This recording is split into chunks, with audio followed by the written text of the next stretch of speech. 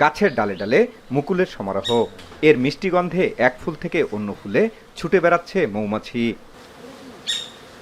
ঠাকুরগাঁয়ের লিচুর বাগানে এখন নানা কর্মযোগ্য। মুকুল ভালো আসায় দেশের বিভিন্ন প্রান্ত থেকে মৌচাষিরা ছুটে এসেছেন বাগানে। গাছের ফাঁকে ফাঁকে বসানো মৌবাক্স থেকে মধু সংগ্রহে ব্যস্ত সময় পার করছেন শ্রমিকরা।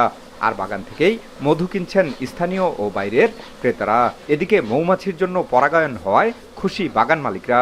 বক্সগুলো আমরা লিচু বাগানে বসাই, বসানোর পূর্বে দেখা যাচ্ছে আমাদের মৌমাছিগুলো আমরা ছাড়ে দিই, এই মৌমাছিগুলো গাছে যায়, গাছ থেকে মধুটা আনে। মধুটা এখান থেকে আমরা সংগ্রহ করে দোকানে আমরা নিয়ে যাই, বাজারে নিয়ে যাই, সেল দিই। মৌচাষি ওলাগুরা আসে, আমরাও তাদেরকে বসতে দিই। এটার একটা কারণ হচ্ছে আমাদের পরাগায়ন ভালোভাবে ঘটে এবং আমাদের ফল ভালো হয়।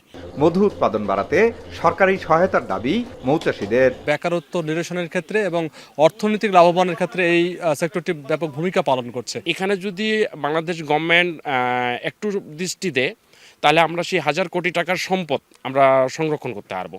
মধু উৎপাদন বাড়াতে সব ধরনের পরামর্শ দেওয়ার কথা জানায় কৃষি বিভাগ।